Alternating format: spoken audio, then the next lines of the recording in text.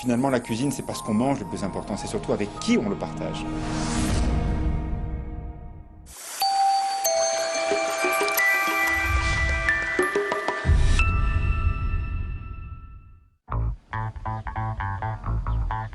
Nous sommes au Clos d'Essence, à Annecy, la nouvelle commune, à quelques mètres au-dessus du lac. On voit la ville, on voit effectivement cette végétation, ce grand jardin qui entoure le restaurant.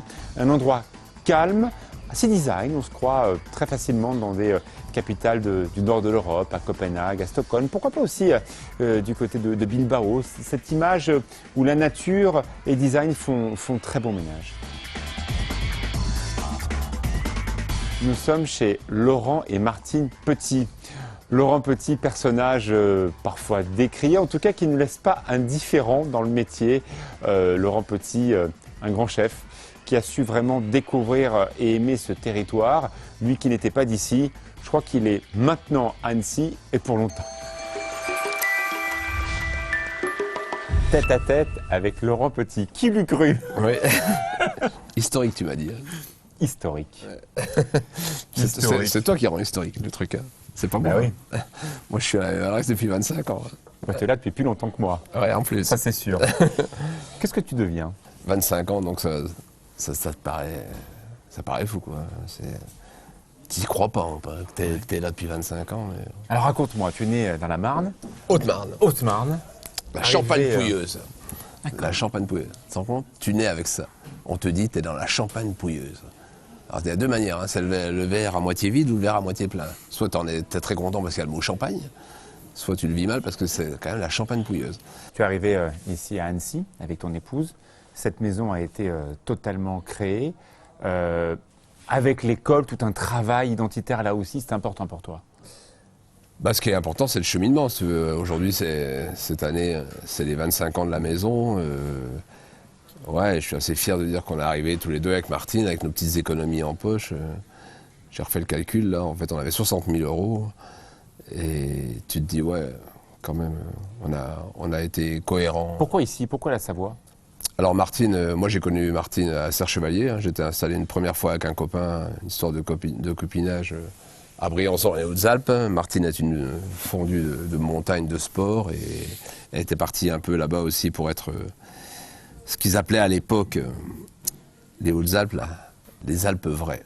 Ça, c'était une attaque à la Savoie et la Haute-Savoie. Je peux dire que bon, c'est vrai qu'on vivait. Et pourtant, tu as choisi Annecy. Voilà, et on vivait à 1500 mètres, mais par contre, on vivait en pleine ruralité, quoi. Ouais. Et là, économiquement, trop dur, quoi.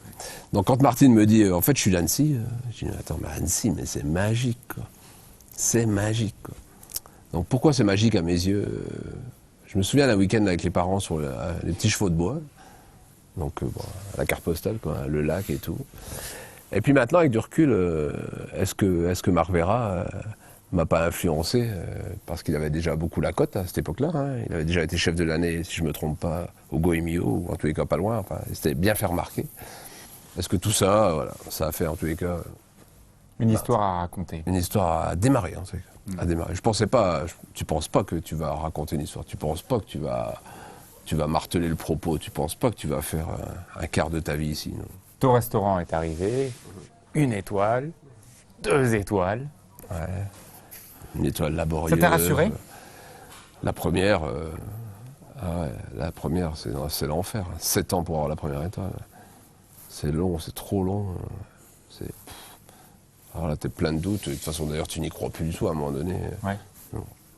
Tu crées l'injustice, tu te dis pourquoi pas moi? Ouais, puis même à un moment donné, tu te dis ouais, mais c'est pas grave, c'est pas pour moi, je suis pas fait pour ça. Après, voilà, moi j'ai pas de parcours, j'ai pas appris chez les chefs, voilà, moi je suis vraiment, à part l'école hôtelière, rien, quoi.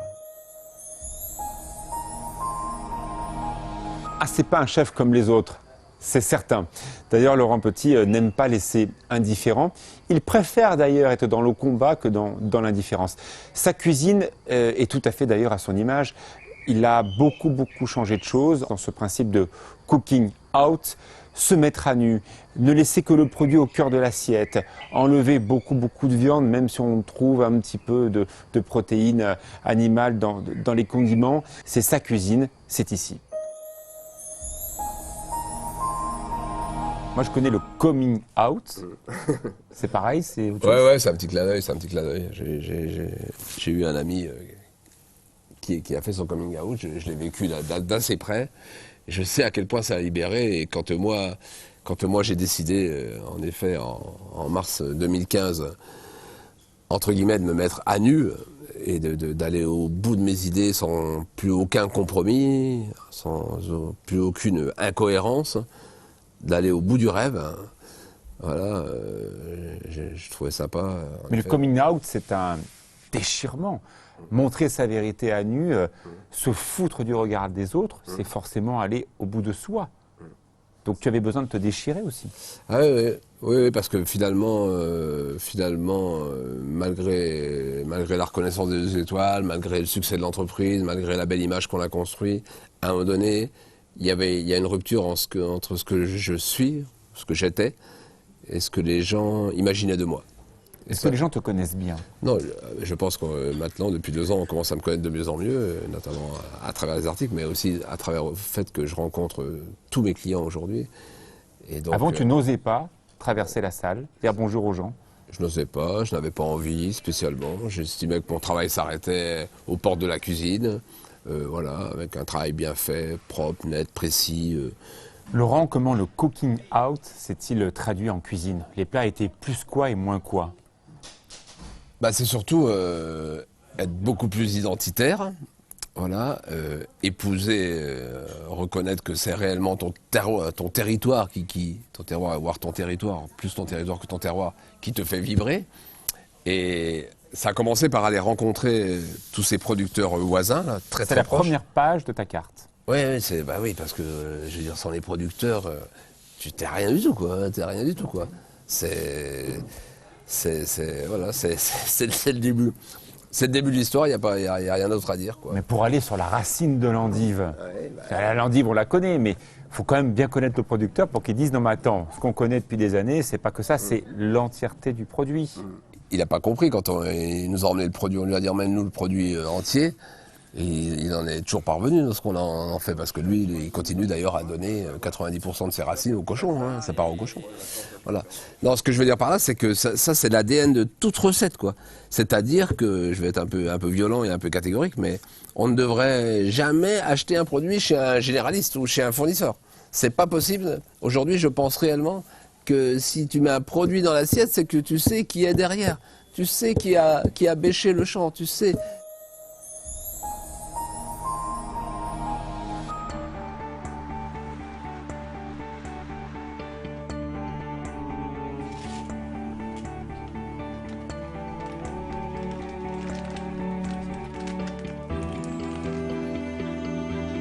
La lombriculture, c'est l'élevage des vers, les vers de compost, pour mettre dans des lombricomposteurs.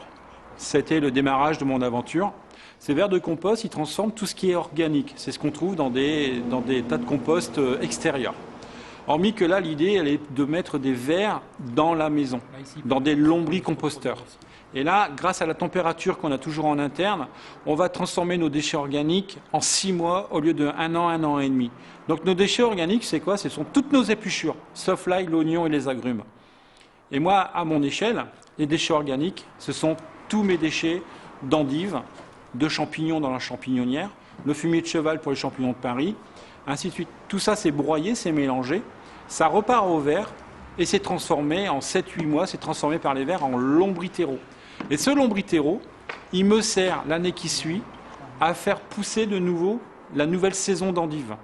Pour moi, ça coulait de source de faire pousser des endives dans ce terreau, dans ce lombriterreau. Et ça a été un succès quasi immédiat. En la première saison, de 4000, je suis passé 4000 racines le premier mois, je suis passé à 8000 et 12 000 racines en 3 mois.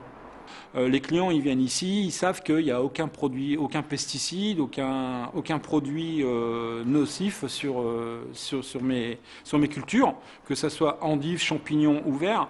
Et ensuite, moi, tous mes déchets sont broyés et repartent au verre. C'est complètement circulaire, tout à fait. Moi, ça me coûte rien de transformer ça en déchets, revalorisés en lombriterreau, qui va refaire pousser de nouvelles plantes. Ça ne va pas spécialement refaire repousser que des endives, ça peut faire repousser des tomates, des salades, même faire pousser des orchidées. Ce qui vient de la terre retourne à la terre. Et à l'intérieur, elles vont être noires si je la coupe. C'est ce que j'ai remarqué la semaine dernière. Tu en as eu la semaine dernière. Ouais. Il vaut mieux pas que j'aille il vaut mieux pas que j'aille plus loin. Tu vois, voilà. Ah, c'est ça. Toi, tu as ça. Et moi, maintenant, ça, je le refais enlever. Quoi. Là, on va sur la. Voilà. J'enlève ça. Ça, t'enlèves le cœur. Ouais, j'enlève ça. Bon, c'est sympa, nous, ça. Nous, on crée un produit, on le fait pousser, on le voit grandir. Et lui, derrière, il le transforme, il lui donne d'autres lettres de noblesse, quoi. Pour moi, une racine, c'est amer. On ne mange pas, on donne ça aux animaux. Lui, il arrive à faire que la racine, on va la manger, mais avec plaisir. J'ai eu la chance de goûter et franchement, c'est délicieux, quoi. La recette est une endive entière, le chicon et la racine par-dessous, cuit d'une façon très très originale pendant 2h30 en verticale. Voilà, c'est un plat qui ne peut pas laisser indifférent, c'est un plat signature, un plat du Clos d'Essence. Je ne connais pas ce légume, Laurent, c'est quoi? C'est-à-dire que tu connais la tête, ce qu'on appelle le chicon, l'endive, mais en effet, la face cachée, c'est la racine. Qu'est-ce qui t'a intéressé dans la racine d'endive? En fait, la découverte, c'est réellement la rencontre, une fois de plus, avec un producteur d'endives, qui un jour nous a emmené les endives avec la racine. Et là, on a été stupéfait parce que pour rien de cacher... on ne connaissait pas forcément la... J'imaginais pas, tout d'abord, qu'elle était aussi importante. Ouais. Et après, donc, j'ai découvert qu'elle était très intéressante, quoi. On dit souvent dans les racines que c'est encore un peu plus fort en amertume, en âcreté. C'est le cas ou pas du tout? Oui, alors en effet, là on est sur l'amertume. En tous les cas, oui, les racines sont souvent très marquées dans leur goût d'origine. Et là, en effet, on est sur l'amertume beaucoup plus puissante que le chicon lui-même. C'est un plat de la carte ici du Clos d'Essence? Oui, donc tu sais que je fais une cuisine avec deux axes très principaux, lacustre et végétal. Donc à chaque fois, le légume n'est jamais un simple faire-valoir. C'est un plat à part entière. Jamais je veux que le légume... Ouais, pour moi, c'est remettre sa juste place aux légumes, quoi. Et rien d'autre, quoi.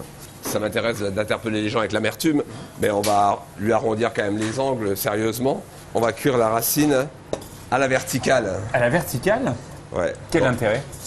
L'intérêt, c'est qu'on veut pouvoir la présenter entière.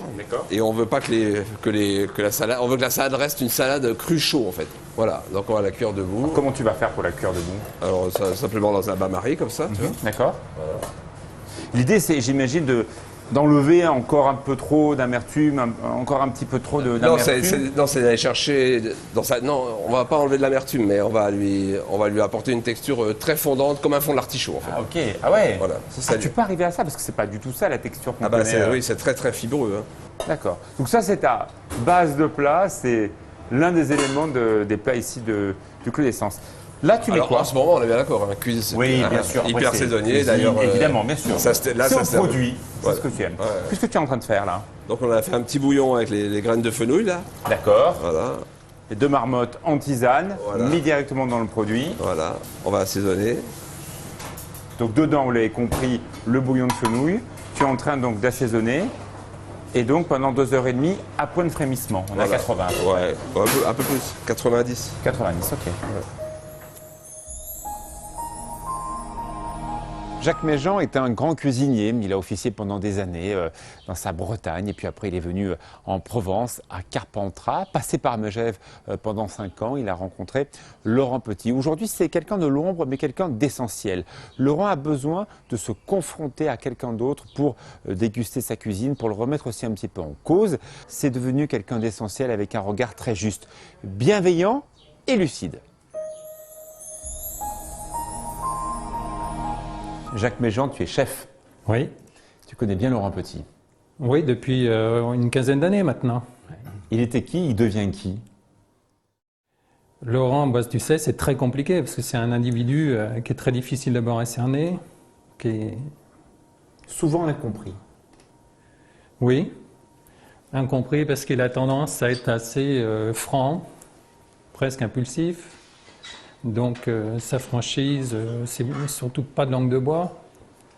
Donc il a tendance à être considéré un peu comme une grande gueule, alors que c'est un être au contraire très sensible, presque timide. Parce que c'est difficile à le résumer, mais je dirais qu'il a, il a peut-être en lui, dans son dictionnaire de vie, il a un mot qui est fondamental, c'est le mot émotion. C'est-à-dire que pour lui, l'existence ne se vit que par l'émotion. Sa C'est cuisine tout ça. est pleine d'émotions. Oui, voilà. On l'a bien senti. Oui. Et surtout, on a compris qu'il était capable d'enlever ce qui n'était plus nécessaire. Pendant très longtemps, Laurent était comme beaucoup de chefs plus jeunes, des chefs qui avaient besoin de montrer, de prouver, de démontrer, d'être dans le démonstratif. En plus, pendant une dizaine d'années, il y a eu cette mode de la cuisine un peu espagnole, donc de la techno, ce qu'on appelait émotionnelle, où il fallait faire du sensationnel. Mais très vite, il s'en est éloigné. Et puis, depuis quelques années, avec, je pense, la maturité non seulement culinaire, mais tout simplement sa maturité d'homme, il a fait un point. Je le voyais bien lorsqu'on faisait ces dernières années des séances de dégustation, qu'on testait des plats. Lorsqu'il y avait un plat de viande qui arrivait sur table, je le voyais, il n'avait aucun entrain. Et il me le disait, il me disait... Il fallait le goûter parce que c'est un passage obligé. Et voilà. D'accord. Mais il me disait, franchement, j'ai aucun plaisir, Jacques, à goûter ce genre de plat. La viande, ça m'emmerde, il me disait. Sur les plats de Laurence qu'on peut voir actuellement à la carte, quels sont ceux où tu vois une écriture un poil différente? Tout. Ouais. Sur tous les plats. Sur tous les plats. Parce que si tu veux, depuis quelques années, Laurent, il a maintenant un véritable paysage culinaire mental, ce que j'appelle. C'est-à-dire qu'il est autour de ces trois lacs, ce qu'il n'avait pas par le passé. Une endive, forcément des souvenirs d'enfance, l'endive braisée, l'endive jambon, là elle est travaillée très très différemment, on cuite comme ça à la verticale. Après voilà, on la cuit au beurre, en tout cas on la termine au beurre. Il y a effectivement ce petit graton qui nous fait penser à Lyon qui n'est pas loin, graton de canard. Et ce jus de viande qui ramène encore beaucoup d'onctuosité, beaucoup de choses au cœur de l'assiette. C'est un plat qui est très féminin, très yin et yang, parce qu'on n'oublie pas l'amertume, qui reste toujours présente à un moment ou à un autre. Évidemment, tu vas maintenant poêler tes endives. Alors donc notre endive est cuite, hein, comme on l'a dit, après, Incroyable, j'ai jamais vu une endive comme ça. après 2h30 en C'est gros fou, hein. de cuisson. Et après, si tu veux, on va aller la colorer. Là aussi, on est dans le phénomène de... Oula. On est dans le phénomène de la viande.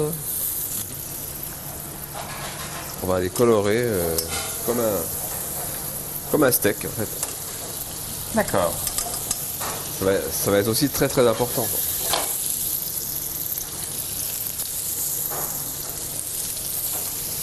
En fait, depuis tout à l'heure, tu traites le légume comme la protéine animale qui était la Exact. star de nos menus. Exactement.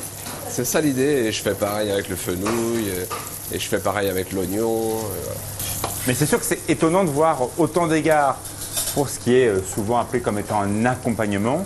Là, c'est ce qui prend le temps de ta recette, quoi. C'est le centre de ce que tu vas servir ici au Clos d'Essence. Moi, ce qui va m'intéresser, c'est évidemment comment tu vas dresser tout ça. Je sais que tu aimes beaucoup, tu as beaucoup voyagé.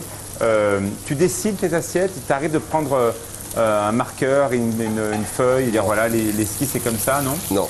Le dressage, il doit rester très très naturel, et tu ne dois jamais penser, enfin à mon sens, aujourd'hui, tu ne dois jamais penser esthétisme. Tu penses qu'au goût, et ce goût va t'emmener à un Et vient après ce esthétisme qui vient. naturel, voilà. Ok, je comprends. Naturel. On attaque comment? Alors en effet, ce qu'on dit aux clients, c'est on démarre bien par la racine. Les amers vont être très différents. Comme la cuisson. Voilà, selon que tu arrives après vers les feuilles ou pas. Tu vois, on va avoir des nuances d'amertume très intéressantes. Vas-y. Attaque. Ouais. Ah, moi j'aime le plus amer. Voilà. On va goûter. C'était en fait l'idée tout à l'heure de la cuisson verticale, c'était ça que tu voulais nous montrer, c'est ça? Ouais. Voilà, j'aime régaler. Alors.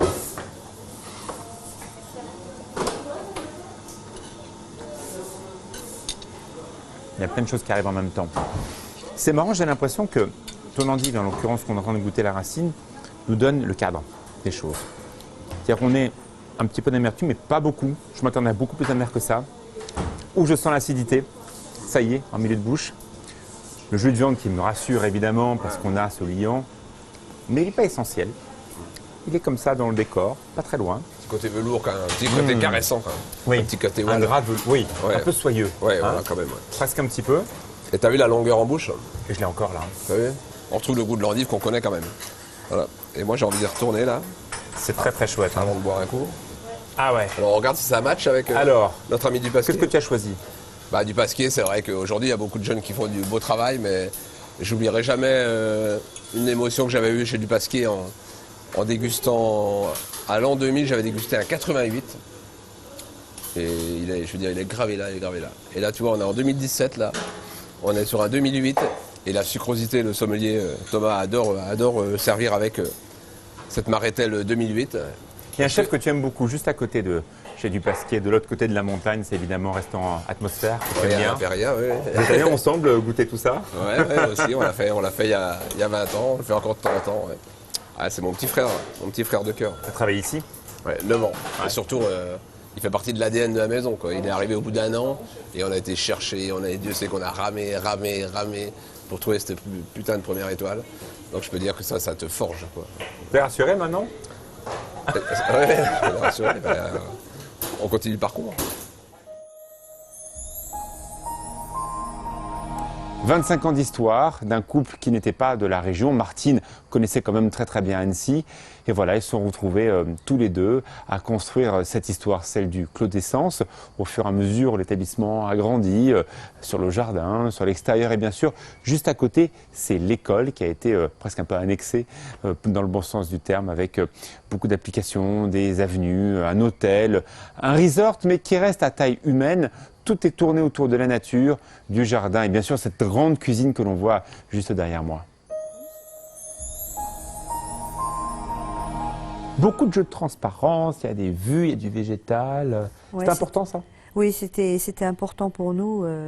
Je pense que, oui, en finalité, on aimait bien ce côté transparence, ouverture de la cuisine, ouverture sur la rue, comme ça, ce qui fait que de la rue, on peut s'évader jusque sur la terrasse. Et aussi, c'est un lieu vivant, on est au cœur d'un village, il y a l'école qui est à côté. C'est important aussi d'avoir ce lien entre la vraie vie, la vie dehors, et puis le restaurant de quartier presque. Bon, c'est pas n'importe quel restaurant, c'est 2 étoiles, mais ça montre aussi une ouverture. Oui, alors c'est vrai que... Pas une forteresse. Ouais, tout à fait, tout à fait. Le charme, ça a été bien sûr de pouvoir acquérir ce bâtiment qui était l'école du chef-lieu d'Annecy-Vieux, la première école construite sous Napoléon III. Ça, c'était une véritable identité qui apporte, je pense, aujourd'hui un vrai charme à la maison.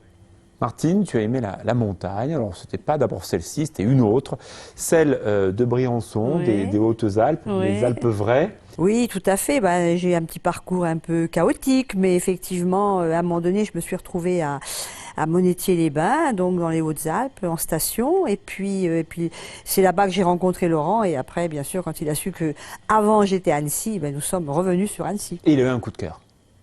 Ben, après, voilà, de lui avoir montré un petit peu Annecy, ce qui fait que ça a expliqué après qu'on a commencé à chercher vraiment sur Annecy, quoi. Ouais. Ouais. J'ai senti Laurent plus apaisé. Je me trompe? Au fil des années, je pense que ouais, il a une certaine sérénité maintenant, c'est vrai. Puis alors, comme tu as si bien expliqué, d'avoir fait son cooking out, alors là, ça maintenant, comment dire, ça lui apporte ouais, toute cette sérénité. Mais tu t'es dit quoi lorsqu'il a balancé ça à la presse? Ah ben, j'ai pas du tout aimé. J'ai pas du tout aimé au début. J'ai vraiment eu peur. Je me suis dit, mais attends, mais où est-ce que tu nous emmènes et tout Ah oui? J'ai vraiment pris peur. Oui, tout à fait, tout à fait. Et puis voilà. Et puis je me disais, ça va jamais passer, quoi. Enfin, je veux dire, tout d'un coup, là, maintenant, du jour au lendemain, dire aux clients, maintenant, on s'en va vraiment que sur les poissons de lac et tout. On oublie la viande. Je me suis dit, c'est pas possible, quoi. Et puis voilà. C'était une folie? Pour moi, c'était une petite folie quand même, oui, tout à fait. Ça, je voyais pas ça d'un œil très serein. Et maintenant? Ah ben, et maintenant, je trouve ça génial, évidemment, parce que ça renforce quand même le thème, parce qu'on sait vraiment où on est, on parle vraiment d'où on est, et voilà. Et toutes les rencontres qu'on fait aujourd'hui, elles n'ont plus rien à voir, et là, on est vraiment chez nous, dans notre territoire, voilà. Ouais. Le jour où tu as 3 étoiles, tu appelles qui en premier? Bah, c'est impossible à dire ça, parce que Il se passera quoi? tu n'as pas le droit de dire qu'un jour tu vas avoir 3 étoiles. C'est pas possible. Pourquoi? Parce que c'est juste un rêve, un objectif, une envie, une très forte envie. Mais ce serait d'une prétention de dingue de dire qu'un jour j'aurai 3 étoiles. T'appelleras qui? Bon, bêtement, ma mère. Tu lui diras quoi? J'y suis.